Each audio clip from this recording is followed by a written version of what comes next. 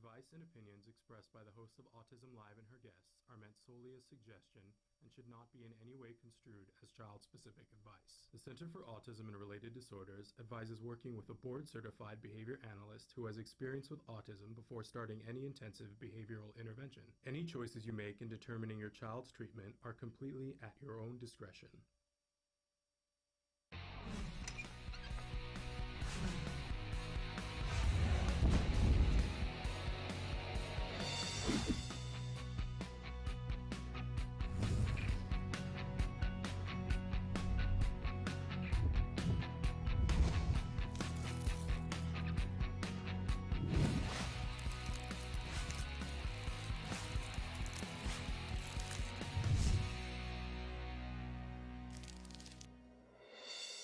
Good morning and welcome to Autism Live. I'm Shannon Penrod. We're coming to you live from the Warner Center in Woodland Hills, California. This is the home of Autism Live. It is also the home for the Center for Autism and Related Disorders. We're excited to be here with you on this Thursday morning. And we've got quite the show for you this morning. Great guests. It's a weird thing. I'm going to throw this out there that one of our guests on the show this morning is William Hung from American Idol. Now, you might be saying to yourself, Shannon, what, you've jumped the shark here. What's happening? This is a show about autism. But you see that on this show that includes pretty much everybody. Because as this community grows, it's what we want, right? There is this community of autism, and it's people who are on the autism spectrum themselves, right? But then there's the people who love them, around them, and we're part of this community too, right? And then the next layer out are people who work with individuals and are resources for people who are on the autism spectrum. And then the next layer out are the people who care about all of those people in the middle. So by the time you get to the next layer out, it's like, isn't that everybody? Isn't that everybody? Doesn't everybody know and love somebody who's on the autism spectrum now, right? It's pretty much everybody. If you haven't joined the party yet, you need to join the party. But in any case, so William Hung is going to be with us in a little while. You remember who William Hung is? He's the guy who came on American Idol and did the whole shebang thing that, like, everybody, I mean, I'm going to say this with love because he's going to be on in a minute, but it was so very not what they were looking for American Idol that it was exceptional, and people just sort of fell in love with him, and they've had him back on the show many times, and he became an icon. He's a popular icon, and he now is a world famous international speaker spreading hope and inspiration, and he's going to be doing an autism event. It's the OC Autism Foundation is doing a fundraiser that's called the Light It Up Blue Comedy Show. So he's going to be hosting that. And so we've got a bunch of people from that organization and from that show who are going to be joining us in a little while. And you got to get to talk to William Hung, okay? So there we have it. You should go to this event. We're going to talk more about that in a second. But I want to remind you that the next hour, we're in this new format now, so it's just an hour with you. We're going to be live talking about autism from a 360-degree perspective. Traven is showing you some of the different ways that you can participate, some of the different ways that you can watch the show. I want to remind you that our homepage is autism-live.com. When you go there, there's so much to do. It's a brand new website. We've tried to make the inspiration and the information more available so that you can search it in lots of different ways. You told us, I like to have pictures, I want to have a visual, I like to have them classified by, topic and by speaker, and others of you said, I need to see the topics by text. It's all there for you. Tootle around our website and see what you think and let me know. We love your feedback. Now, some of the old things that were on the site that you also enjoyed, they're still there, they're just in different places. When you go onto the website, first of all, one of the things that will happen within 7 seconds, there will be a pop-up. I don't mean to apologize for that because I think the pop-up is a worthwhile thing. It pops up and it says, would you like to subscribe? And if you would like to subscribe and you fill out the paper, just be clear that what happens then is that you go on a list that allows us to send you the postcard at the start of the week to tell you who's going to be on the show. And a lot of people really love that postcard because it lets them know, oh, I work, but on Thursday they're having William Hung, which means that Thursday night or Friday I want to check out on the website, or I want to check out on YouTube and see what William Hung said about autism, right? So that's really all that it does. The only other time that we use that list is when we have something really timely, important that we think you should know about. Usually, I'm going to be honest with you, it's that we have an extra show, and it's usually somebody like Dr. Temple Grandin that we've had 5 minutes notice. We didn't have time to put out a postcard, so we'll send it out to you on the day of and say, Temple Grandin's going to be with us in 10 minutes. Do you have questions? Okay. If you don't want to subscribe, that's entirely up to you. We still love you. Just click the X and it'll go away. It will come back the next time you come on that device. If you fill out the information, it is not supposed to come back. But once you click it or fill it out, right, then you can look at the website. And because it sort of, covers the website a little bit because they want you to see it, right? But you can make it go away. But if we're live, at the top of the page, it says live and there's a red dot. Now, some of your computers, depending on how you access the internet, some of it will pop up when we're live and be right there. And you can close that if you want to, but others you have to click the link to make it pop up. So just know that. Also, we used to have the live feature. Well, that is now called chat. It's the bottom of the page. You click on the chat box, opens, and you can have a conversation with me in real time, which is a really fun thing. If we're not live, then you write whatever you write, and we will have the opportunity I can look at it whenever, but we usually look at it right before the live show. So that is not the place to get a hold of me if you're in a big hurry to get a hold of me.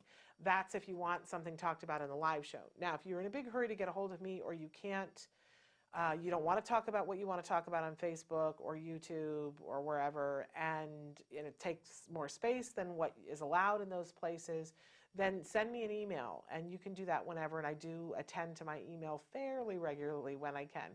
It's s.penrod@autism-live.com. Again, that's s.penrod, Penrod,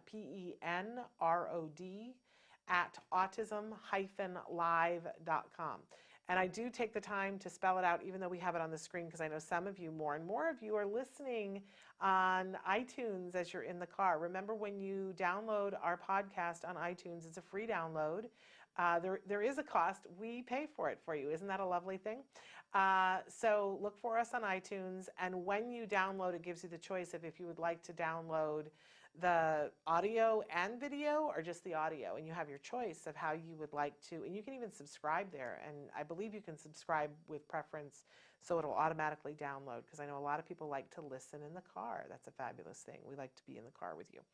Okay, so one of the things that I always like to remind you at the start of the show is that we have lots of guests, and we do that today.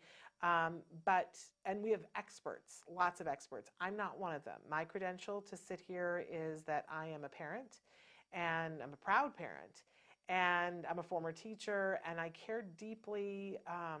Boy, I just always get emotional, right? I care deeply because I got really lucky that I got access to the services that we need so that we not only survived, we thrived. And I never take that for granted. And I made a bargain on my bedroom floor and said, please help me to help my child, dear Lord above.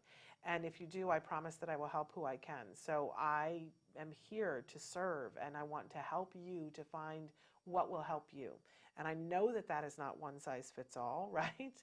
As we'll talk about in a second.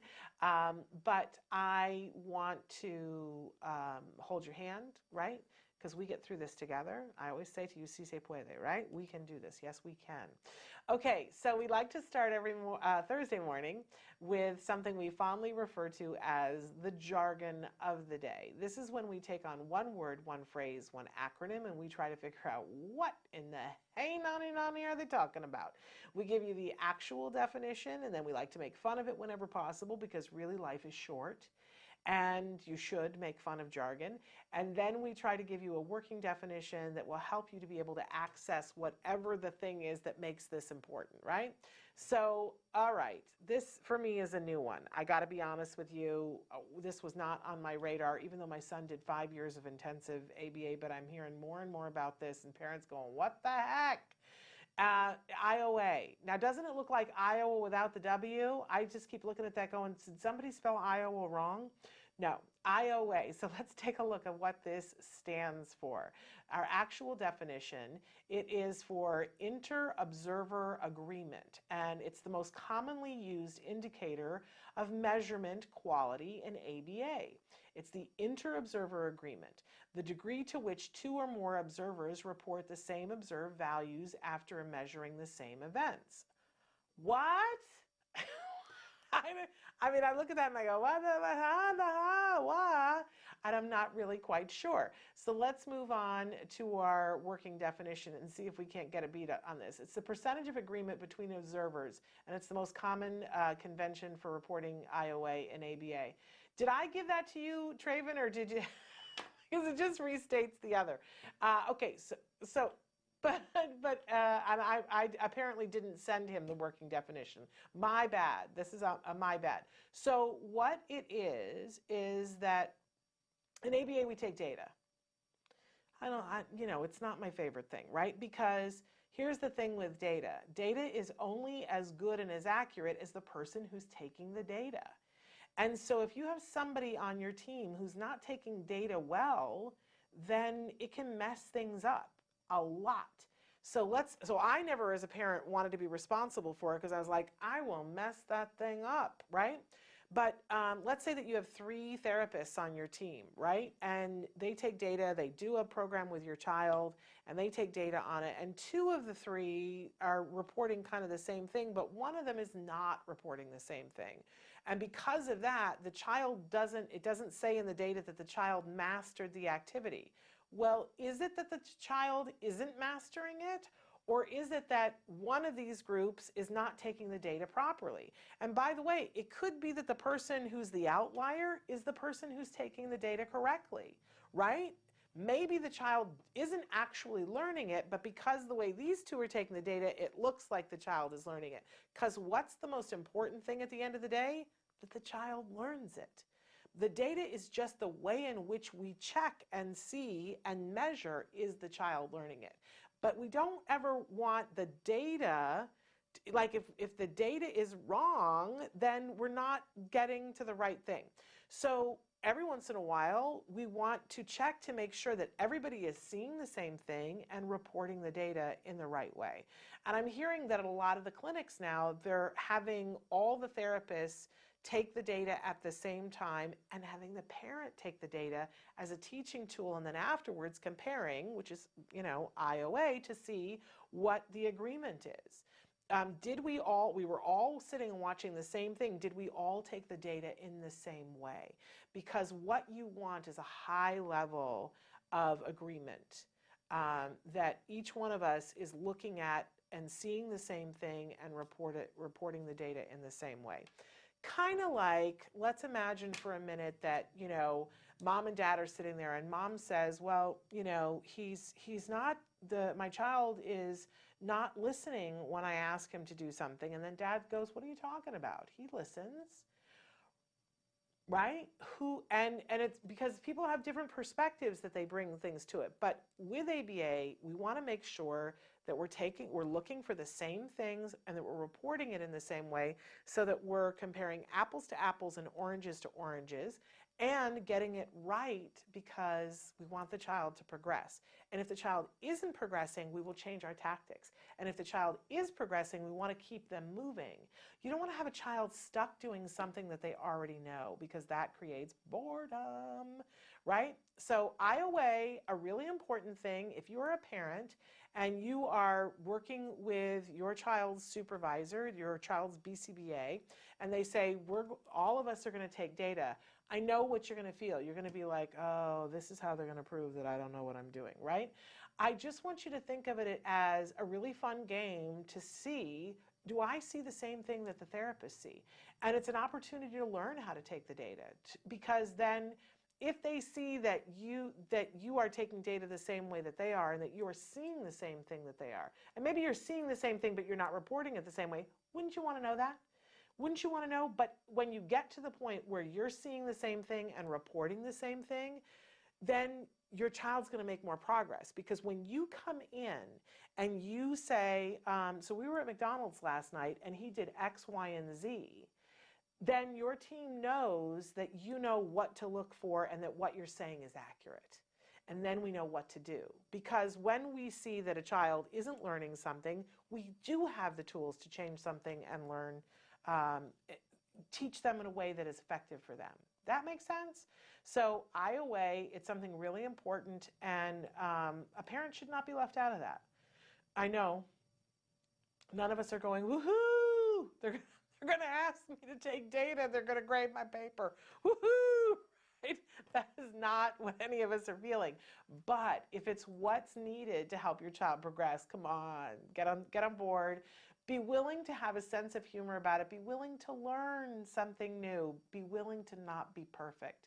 None of us had our child and thought, oh, I know, I hope that in a couple of years I get asked to take data and learn that. Nobody thought that, and nobody thinks that you should already be an expert in it. All right, I'm sending you a hug, but this is a good thing to know about. All right, moving on to our question of the day. We always have a question for you. So today our question is, I don't remember, so that's why I'm pausing. Oh, what a great one. What keeps you sane? And I got to say, having a sense of humor is the only thing that keeps me sane, right? Because otherwise I would, this apple cart would have gone down the hill a long time ago. So what keeps you sane? Please write into us on Facebook or YouTube. Let us know what keeps you sane. Because it's important to stay a little bit sane, right? But having a sense of humor about it, look at my hair. If I don't have a sense of humor, then I don't know who does. You have to have a sense of humor to rock this haircut. Okay, so what keeps you sane? That's what we want to know. Now, moving on, we have a topic of the week that we introduced on Monday, and I mentioned this briefly in the opener. There is this phrase that goes around that people talk about, one size fits all, right? But then there's this other phrase, one size fits most. And I think in a way that's even more heinous because it suggests that, you really are the outlier if you don't fit in. And I got to say with autism, there isn't a one size fits most. It really isn't. We've learned that there are subtypes of autism.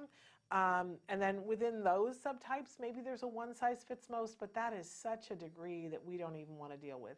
But I got to say, when you can get to the point where you accept that your life is unlike anybody else's life, and for me, that it doesn't matter that's true of everyone, right? You don't have to be in the autism community to be able to say that with pride. My life is unlike any other life. And when you can put down this whole thing of, well, I must do it this way because somebody else did or says I should, when you can lay that down, that is when the door opens to all the other possibilities, absolutely all the other possibilities. And I just love having the opportunity now at this point. If you had talked to me when I was 4, and believe me, if you've got a young child with autism, I'm going to say this and you're going to be like, what are you talking about? But let me tell you that if you get the opportunity to do enough of the right things and to do enough of them and you keep plugging, day to day, you're going to be like, I'm not getting there, but you will get somewhere. You will absolutely get somewhere. I know this for a fact because that's what my life has been, and I've seen that with other people. But I get to now know my son because he is in that phase in the teenage years where he is self-actualizing, where who he is as a person, there are parts of him that I see that were from when he was a little boy, but I'm getting to know him as a budding adult is what I'm trying to say. And to see his uniqueness and to revel in it and to be grateful for it and to be so proud of him, to see the way he sees all kinds of things, negative things, and what he decides to do with it, to see how positive things happen and what he decides to do, and the story that he is building for himself to be the person that he is. What a wonderful, wonderful thing to do. And I want to encourage you that that is true for absolutely all of us, and it is true for absolutely all of our kids. One of the most heartbreaking stories that I ever heard was from a parent who when their child was on the spectrum and pretty heavily impacted, nonverbal, and very limited functional communication, lots of comorbidities, that there were other things going on as well. So it was very hard to connect and know what this young man was feeling.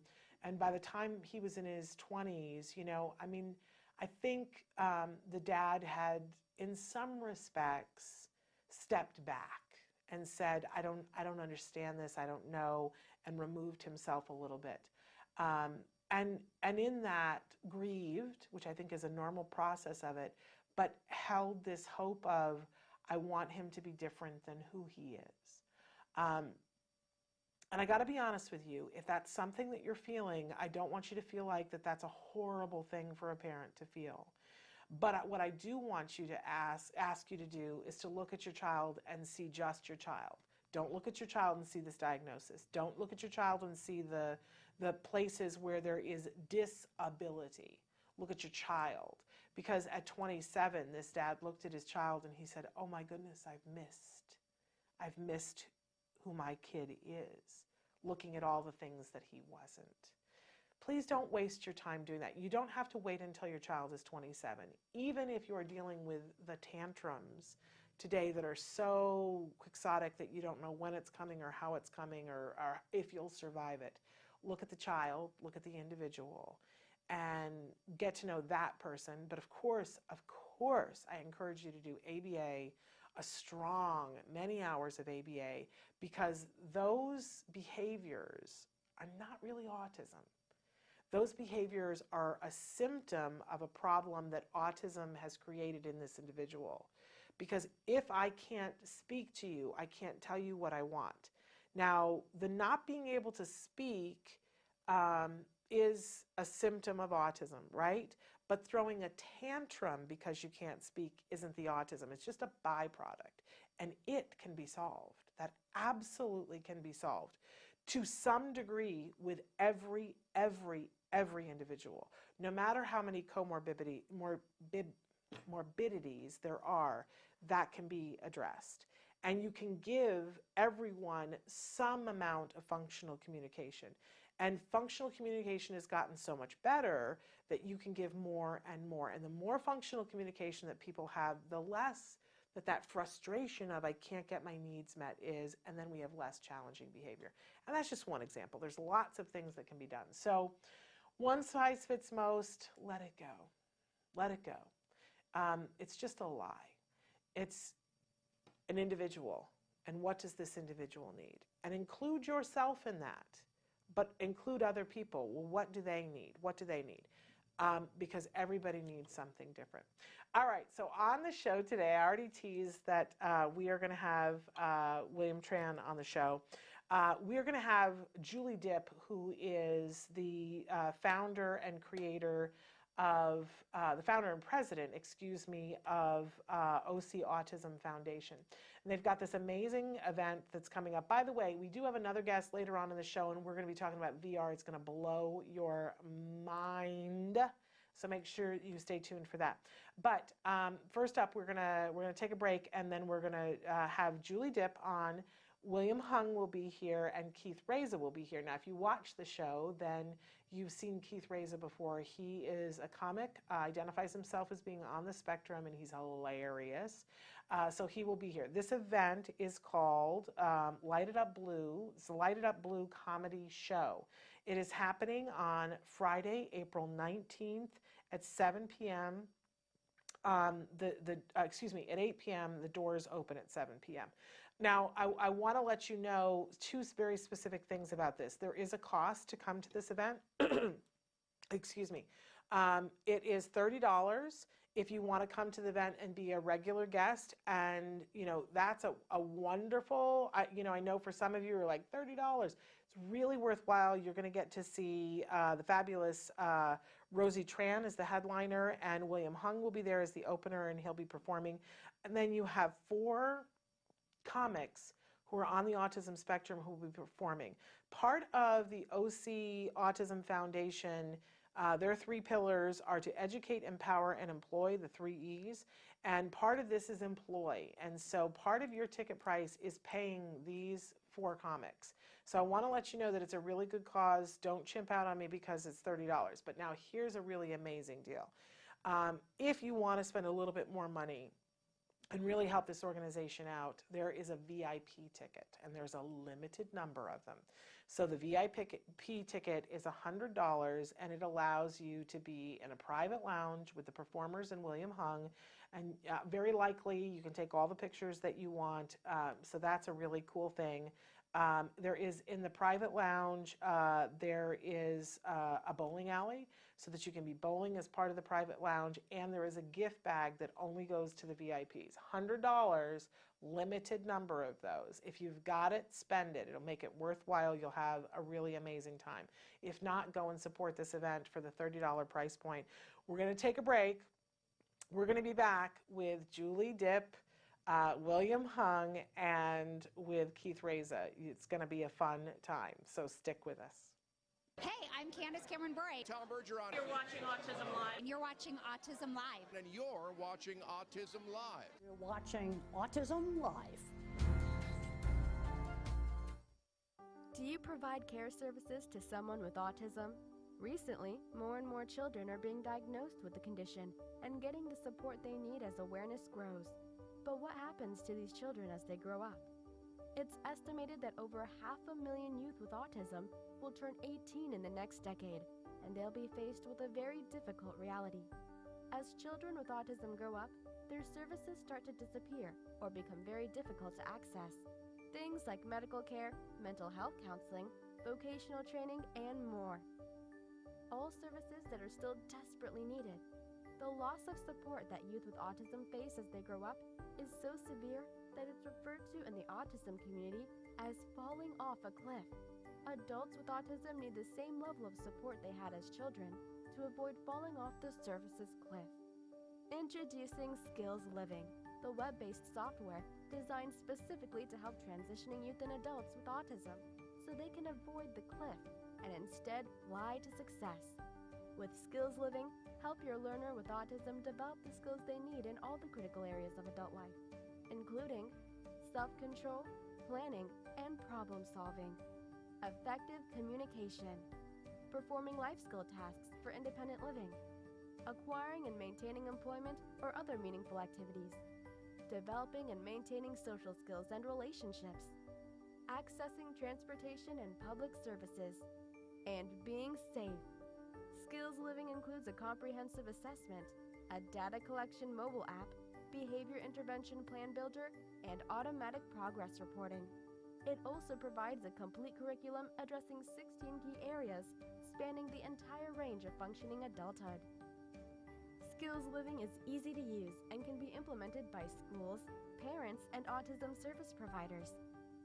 Call or click today for your free demo and see how Skills Living can help your learner with autism avoid the cliff and instead reach their fullest potential. Skills Living. Wish, learn, become. Welcome back to Autism Live. We are very excited because we have 3 guests that are going to join us. We're going to talk about a really special event. It's called Light It Up Blue Comedy Show. It's being put on by the OC Autism Foundation. It's a fundraiser because their 3 pillars are educate, empower, and employ. And you see on the screen there these 3 amazing guests. We've got Julie Diep. She is the president and founder of the OC Autism Foundation.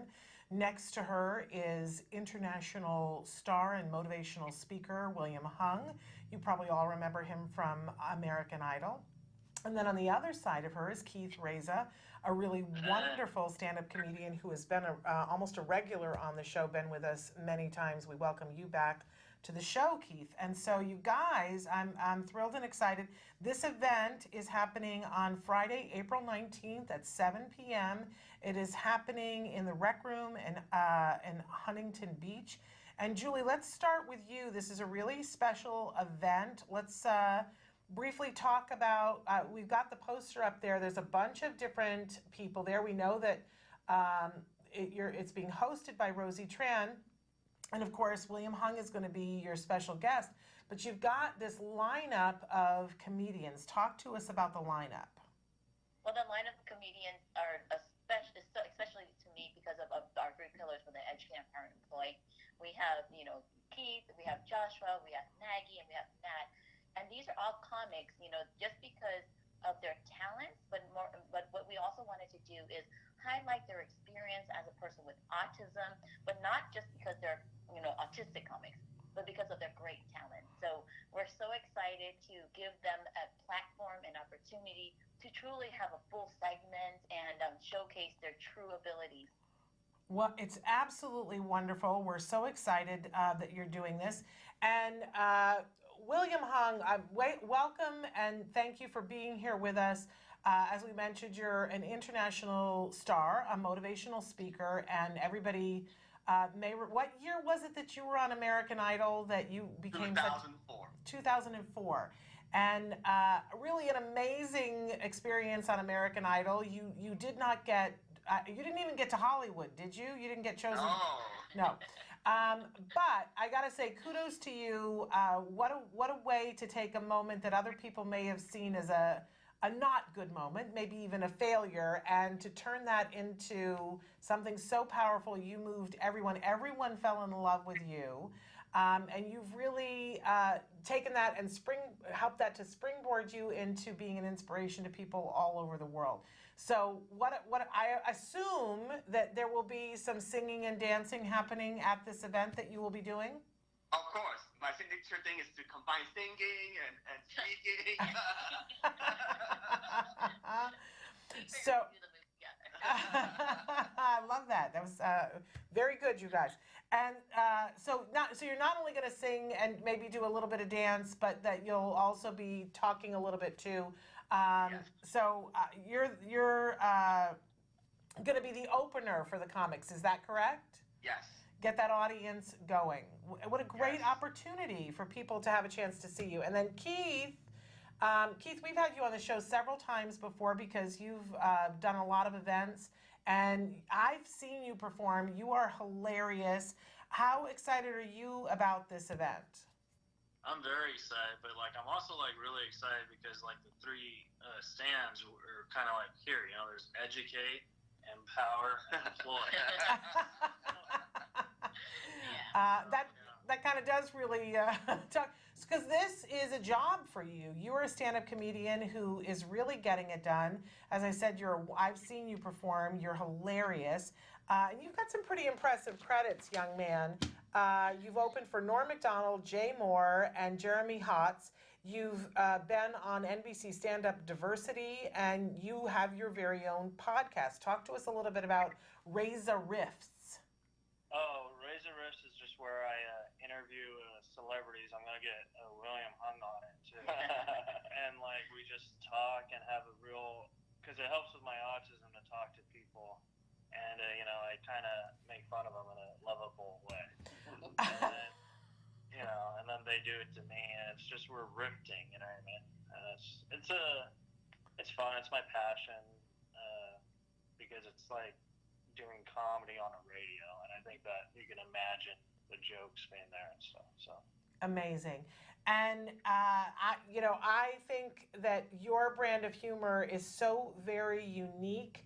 And I would imagine that part of the fun of this event is that because this very specific lineup of comics who identify as being on the spectrum, we're going to see a lot of different points of view from this. But Keith, were you involved in picking the comics? Yeah, actually, it was actually my idea. Julie said she wanted to do a comedy show, and I said, sure, let's do it. But if I do it, I want to do a show where all the comics have autism, because I do a lot of autism shows for people, and I've just figured, why not have a show where all the comics are autistic, Because no one's ever done that. They just instead have one comic who, I figured there's more funny autistic comics out there, and we should give them that opportunity. So let's talk about the individual comics that are going to be there. Obviously, you're going to perform. Who else is on the list? We have Maggie Eisheimer. I might be saying her name wrong. I have a speech stutter. But she's very funny. She's in LA. I see her at shows, and she works very hard. And, I think she's a great aspect to this show because she gives a totally different brand of autism humor. And then we have Joshua Meyer, who I've worked with before in the past. He has Asperger's as well. And, he just, his hard work has paid off because now he's on the Comedy Central Jeff Ross's Roast Battle show. And, that's just really cool. And then we have Matt McClowry, who's actually a national headliner with Asperger's syndrome. And, he's hysterical. He's probably one of the funniest guys in the world. And the fact that we have such a great lineup, and I don't mean to brag, but I'm pretty good. You are pretty good. It's okay. You can brag. I'll back you up on it. So amazing. And then Rosie Tran to host. Yeah, Rosie's one of my best friends. We have this thing where, like, if she wasn't married and I was, single, we'd be together. Because she's like my comedy wife. She's looking so forward to doing the show because she supports this cause very much. Well, let's talk about the cause a little bit because Julie, you're the founder of this. We should note that you are a pillar yourself in the Orange County area. You're an SLP. You work day in, day out with this population, but you founded this really remarkable organization, the OC Autism Foundation. We mentioned the pillars: educate, empower, and employ. What made you start this organization? And tell us a little bit about OC Autism Foundation. Personally, I struggled as a student up through high school and even college in school because I have a learning disability. And both of my kids, have a lot of autistic characteristics, my family, and I think, just understanding and living it day to day, you understand the challenges.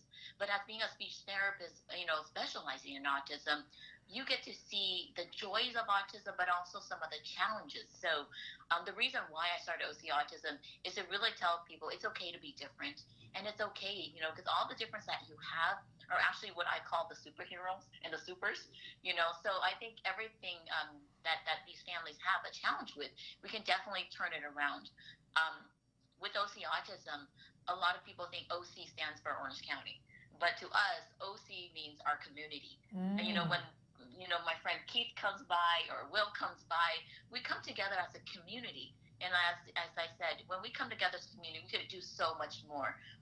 We're so blessed to be friends with all the other presidents of all the other autism nonprofits, like Larry from Fullerton Cares and Izzy from Surface Healing. And, we're just so excited to have that partnership, so it's excited to support each other and to continue to not just raise autism awareness, but really make a direct impact for all of our families. And so this is a fundraiser for the foundation and will help to keep the foundation running. And you guys do a wide variety of events throughout the year that help in these three pillars to educate, empower, and employ. It's a really worthwhile cause. Now, William, I don't know if this is your first time participating with an autism organization, but it makes you part of the family. You're part of the community now. Are you ready for that? Oh, absolutely. I mean, it's actually not the first time I supported this organization. Okay. Julie invited me to speak for one of her gala events as well. And it was a phenomenal event, one of the best events I've ever spoken for. Did you get the whole audience dancing? Yeah. I want to see the dance maneuver again, you guys. What's the dance move? Can you do it for us again? Wonderful. So there will be that and more happening at this event. So again, it's Friday, April 19th at 7 p.m. The doors open at 6 p.m. It's at the Rec Room in Huntington Beach. Do we need to tell them anything more than that? You guys, where can they get tickets? Tickets could be at www.recroomhb.com. I think the show's actually at 8 o'clock, isn't it? And doors are at 7? I thought it was 7. We better get that right. What does the flyer say? I think the showtime is 8 o'clock, yeah. Yeah, don't open it. Oh, on the flyer it says 7 p.m. doors open, showtime is at 8. Good catch, Keith. So that's happening. You don't want people there an hour early, be like, where's the show? So, And we will also post the poster on our Facebook so that people can see that and see the website as well. But I really want to encourage people, go, you'll have a really good time. It's a great time to get together and laugh, because if you can't laugh, then where are you? And again, you'll see these amazing comics. Keith will be there, and Joshua Meyerowitz, Maggie Eismeyer, and Matt Clowry, as well as Rosie Tran. And of course, William Hung will be your opener and get the whole thing kicking off. I'm really impressed with you guys. I think it's going to be a wonderful event. Thank you so much. All right. Thank you so much for being with us. Good luck. Thank you so much. All right. Bye-bye, you guys. Bye. Bye-bye. We are going to be back with more Autism Live after these messages. Stick with us. Potty training is different for every child. A child could come in with absolutely, no control over their bladder. And as long as that's not a medical issue, then we can certainly approach it behaviorally and give them the tools they need to be successful, just like any other skill that we would teach. Well, we think he's learning to pee on the potty. No big successes yet and lots of accidents. Here is the laundry from today. For some of our kids takes, just a couple days. And then for other kids, it can take months and months and months. And then when you're looking at complete independence, it can take years. Hey, you have to go pee-pee? There's a lot of different ways to tell if a child is ready. We look for a couple different things. Probably the most important is parents saying, I need this to happen, I'm ready. Second is, a child showing interest in the bathroom, and some of it is simply age. It's time to go ahead and work on this. What are you doing? Pooping. You're pooping? You first start with teaching the child what they need to do on the toilet. The basic thing we want is for them to drink as much liquid as possible. It's inevitable that if you drink a bunch of liquid, you're gonna pee. Help. No, I can't help you pee. Help. I can hold your hand, but I can't help you pee. Ultimately, what we want is that, the child, as soon as they're put on the toilet, they urinate. So that's step one. Step two is usually working through the amount of time that they're off of the toilet and making sure that they're not having accidents during the time that they're off. So this is kind of the bladder control stage of things. So the purpose of the potty log is just to see how long it takes them as soon as they sit on the potty for them to actually urinate, and the amount of time that he's able to hold his urine. And with the log, we're able to visually see how long it takes them each time, and if they have accidents or not. He's on a half-hour potty schedule, so if he doesn't go when we take him, then we have to take him in 10 more minutes. So every 10-minute intervals until he does go, and then we reset the clock, and it's 30 minutes again. Okay, buddy. Okay, last chance to go pee-pees. Do we reset it for 10? Oh, what does that mean? What does that mean, Jack? It's potty time! We can come play after. Hurry! What we hope happens in this time is that the kids will learn how to initiate going to the bathroom on their own. This is oftentimes the hardest part of potty training, is because they get so used to somebody telling them when they need to go that they're not really recognizing the signs just in their own body of when they need to go. Uh-oh, he wet himself. Uh-oh. Big wet? Was it a lot? We can reset to half an hour now. The biggest thing for parents is not to give up. The other big tip, and I think pitfall that a lot of parents fall into, is putting their children back into pull-ups or diapers, especially if they're starting to have accidents. And this is probably the worst thing that you can do. They need to recognize that feeling of fullness in their bladder and take themselves to the bathroom, or tell an adult that they need to go to the bathroom. What do you have to do? You have to put your pee-pee in the potty. Okay, give it a shot. See if you can put it in there. There you go. There you go. You're doing it. Yay, Jack. Big push for your pee-pee. Big pee-pee. Woo! Yay! Good job. What a big boy. High five, high five, high five, high five.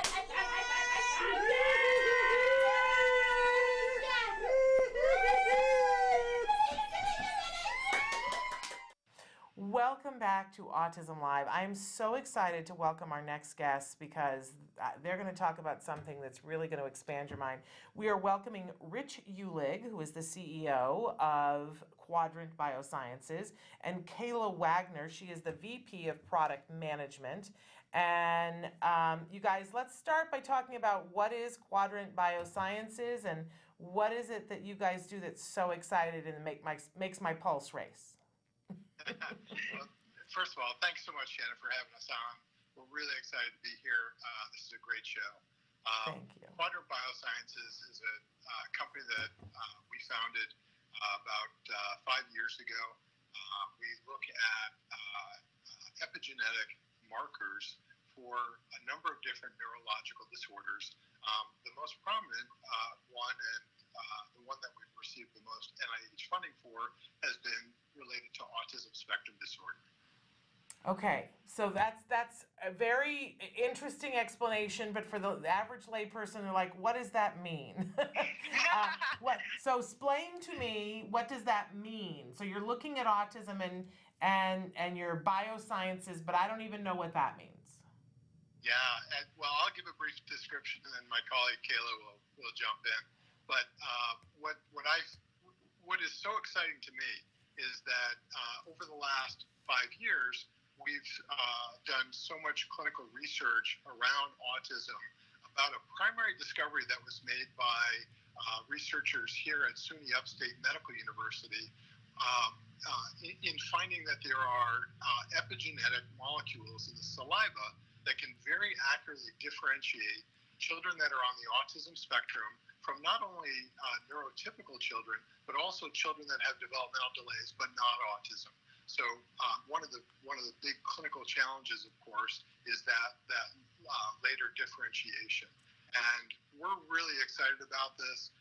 We've received over $2 million of funding from the NIH, and we're really in the final days before we actually launch Clarify. And Clarify is spelled with an I at the end. Clarify is that epigenetic test that will help clinicians make that determination. Okay, so is it, if I scrunch this together and say that you are really close within this calendar year to having a swab test that you run around the inside of your child's cheek that can help to diagnose autism or to suggest that this child is at risk for autism? Am I in the neighborhood? Yeah, so this is intended to be an aid to diagnosis so that clinicians, as they're making that evaluation of a child, if they have questions, we think that this will help push them over the edge.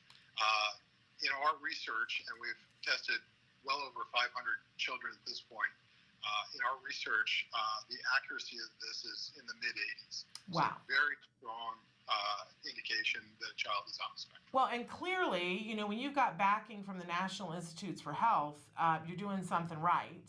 And you guys have a lot of backing from them. But let's talk about how Clarify can help the autism community by helping children to access early intervention and why that's so important. Sure, that's a really great question. It's really quite important. We know that early intervention can lead to significant improvements and affect children with autism greatly by helping them thrive and achieve the quality of life that they deserve in numerous ways, in improving their cognitive functioning, their adaptive abilities, and their social skills, and just even allowing them to express language better. Clarify can help by expediting the diagnostic process and is really targeted toward being used in a pediatric setting or by a primary care physician or a family doctor as early as 18 months. And that, folks, is the earth-shattering make my pulse go faster. Because so many of you are out there and have been through this, that are watching the show right now, that at 18 months, I'm just going to use my own story. At 18 months, I saw my son start to lose language. And I went to the pediatrician and said, something's going on. And she rolled her eyes at me and sent me away. And about a little more than a year later when my son got a diagnosis, all I did, and still, and my son is doing great, but I mourn that period of time in which we weren't getting services. And I'll be honest that part of my issues as a parent is I feel like maybe I needed to advocate more. Maybe I needed to do something. But we don't, as parents, often get listened to in the way that we need to get to that diagnosis quickly. Because as much as I love pediatricians, I think they don't want to overdiagnose. Sometimes they'll say, well, let's wait and see, which is never a good thing with autism. If we're behind with skills or losing skills, we need to play catch up. And I see this and go, what a wonderful way for that pediatrician to hear mom or dad's concerns, say, well, let's do this test. And if what you're seeing is this and what I'm seeing is this, and we have this test, let's stop debating it and let's get this child some early intervention. And at 18 months, if we can start getting early intervention for kids at 18 months, we can change the world. And I know that as a mom. But now, Shannon, yes. If I could just add to this. Yes. We as a company, our primary mission is really to be in the service of others. And with respect to autism, we have every intention of changing the average age of diagnosis from between 4 and 5 years old to being in the second year of life, okay, for all the reasons that you just mentioned. And we think that Clarify is going to be a huge help in making that happen. And I just also want to, point out that, we're not just some little company that's located in Syracuse, New York. And anybody that's in our area, please come visit us. We love visitors. But we've been able to attract to our clinical advisory board some of the largest names in autism, including Diana Robbins, who's at Drexel and is the author of the MChat, Dan Corey, who's at Nationwide Children's Hospital. He's a developmental pediatrician and is the Chief Medical Officer for Autism Speaks. And even Kristen Soul, who's a pediatrician at the Thompson Center for Neurodevelopmental Disorders at the University of Missouri, and is the global founder and leader of Echo Autism, which also has the mission of educating pediatricians and clinicians so that they can make that earlier diagnosis. I always say, thank goodness when there are brighter minds that are spending hours figuring out how to help our families, and you just have described some very heavy hitters. I want to clarify, though, and I didn't intend the pun, but let's use it, that because we have people on the show talking about genetic testing and reasons why people might want to do genetic testing. That's not what Clarify is. Explain to us, and I don't know which one of you it's more appropriate, but explain to us what you mean when you say it's an epigenetic test and how that's different than a genetics test. Sure. So Clarify is an epigenetic test, and the molecules that we measure interact with gene expression. So to put it simply, a genetic test looks at your genetic sequence or the genetic code itself.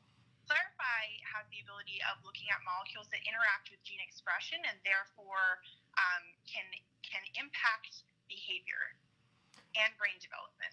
And this is pretty cutting edge here. How did this come about, you guys? How did you discover this?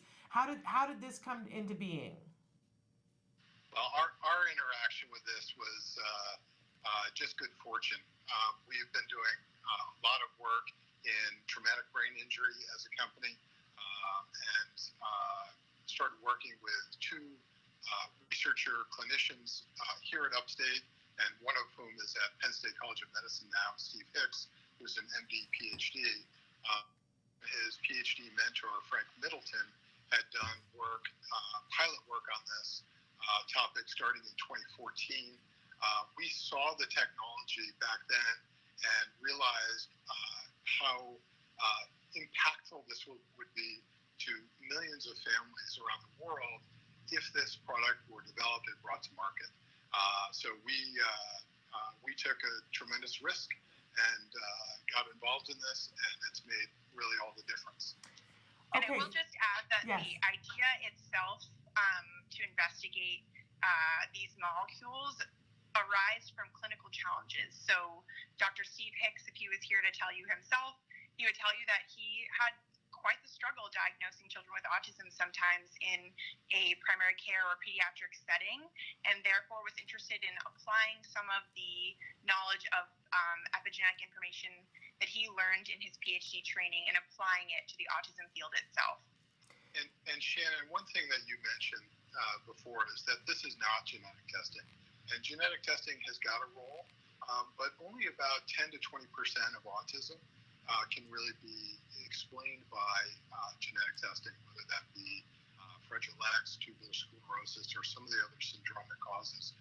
So we're really excited about being able to address some of the diagnostic challenges associated with idiosyncratic causes of autism, which is the vast majority of cases out there.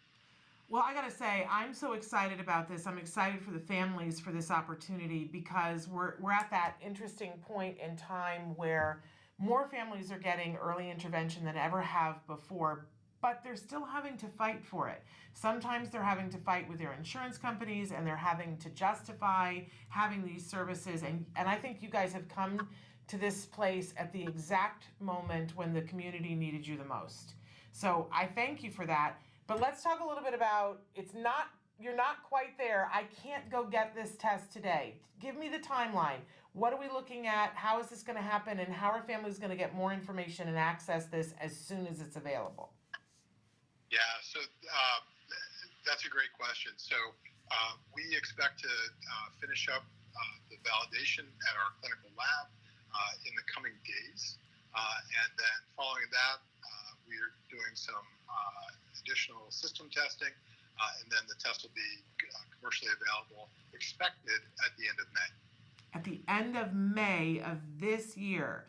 Because so often we talk, I wanted to reiterate that, because so often we talk about things that it's like, well, in the next decade. We're talking about at the end of May. That is so exciting. And then for a parent, we asked our pediatrician for this, or are we going to go to a website to get this ourselves? How is this going to work? Yeah, the parents and clinicians both can get information from our website, clarifyasd.com. And again, clarify with an I at the end. There's a ton of information out there on our website, including the 7 peer-reviewed publications associated with Clarify, the most important of which is the validation paper, which strongly supports this particular test. Parents can't order it directly from us. This is something that they need to get from their pediatrician, but there's lots of information on the website on how to talk to your pediatrician or other clinician to have them order the test and have their child swabbed. Once the swab is taken, it takes about 3 to 6 weeks for it to be processed, and the results come back to the clinician. I also just want to say that we've partnered. One of the things that I saw in meeting with thousands of autism families is that autism parents, from what I've seen, have almost always had to find their own magic. What do they do after they get that diagnosis? Where do they get services, et cetera? We've done, I think, a great job in providing that information, providing also on the front end. We're about to put out a digital version of the MCHAT-R, so parents can kind of go through that basic screening mechanism, even on their own, send that to their pediatrician so that pediatrician is armed with that going into the 18 and 24-month checkup with the child. But then following the evaluation and following the diagnosis, we're providing access to great resources in their geographic area for early intensive behavioral intervention, as well as other services. So we're hoping to be able to provide people with a significant amount of information going into that. I really respect the way you guys are doing this and the fact that you're including that piece. So that, first of all, that it's a swab so that we're not having to put a child through anything traumatic. There are people who just cannot get their child to be able to get a blood sample. I mean, that's a really big deal. So it's a swab. I love that. And I love the fact that you're not just going to leave them hanging once they have the diagnosis, that you will, make available to them ideas for resources, and please send them our way. Because our show is free and we like to give free information. But we're almost out of time, so I want to go over the websites again, and we had it up on the screen for a minute. Where do they go for more information? Go to clarifyasd.com. We've got a tremendous amount of information on that site. If they'd like to get more information about our company, it's quadrantbiosciences.com. We're a small company, but we're fierce. You're moving mountains, and I appreciate it. It makes me emotional to think of what you are doing and what a difference it's going to make. I thank you so much from the bottom of my soul. And I just want to say to parents that are watching this, you know that so much of what happens, as you were saying, we have to make our own magic. We have to drive this. So don't shrink back. Be at your pediatrician and say to them, you know, I want this. And when the pediatrician says, I don't know about this, give them the website. Push your pediatrician to know about this, not just for your child, but for all the children that are coming after you. It's going to make a difference. Thank you both I much for being here. I hope your sunny Syracuse weather holds out. I was telling them before that I have lived in that area, and this is the time of year where it could be anything. You could still get snow. So bless your hearts. I hope you don't get any more snow. I hope you just move into the beautiful spring that I know is possible in that area. But thank you so much for being with us. Thank you, Shannon. Shannon, thank you so much for all you do. Thank you. You got to stay in touch with us. Let us know when you're doing your launch date, will you please? Yeah, We will. Absolutely. Okay. Thank you so much. Thank you, guys. Bye-bye. Take care. You too. We are just about out of time here. In fact, we're like a minute over, and I got to go. But I want to say to you guys, make sure that you tune in tomorrow for a great, great show, especially if you're going to be flying anywhere. You're going to want to watch tomorrow's show. And then next week, great show on Monday. Wonderful young man, Alex Lynn from Autism Rocks will be with us. Bonnie Yates is going to be answering your questions. And then the rest of next week is best of shows because I am in Boston. That's right. Going to make some, go to Harvard Yard with Boston. And so if you are in the neighborhood of Boston on Saturday, I'm speaking at Endicott College at a free conference for parents. But don't miss back here tomorrow. Great, great show. Until then, give your kiddos a hug from me and one for you too. Bye-bye for now.